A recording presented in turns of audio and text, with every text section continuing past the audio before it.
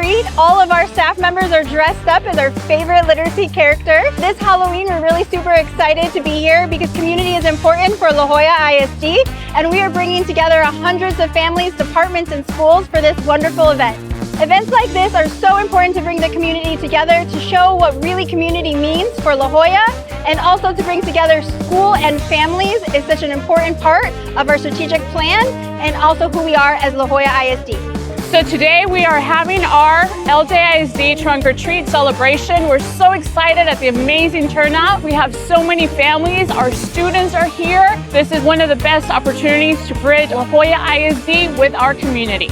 Today with us we have our departments from central office, our schools, elementaries, middle school, high schools. We also have student organizations that are out here supporting our cause during our Trunk or Treat.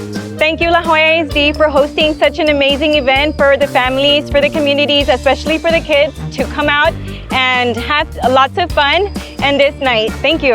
Thank you to all the departments that came out today to support, seeing the faces of smiling children in their Halloween costumes, the literacy themes that we have. It was a fantastic success. Events like this would not be possible for all our stakeholders, including our board members, our departments, our schools, and of course, our families.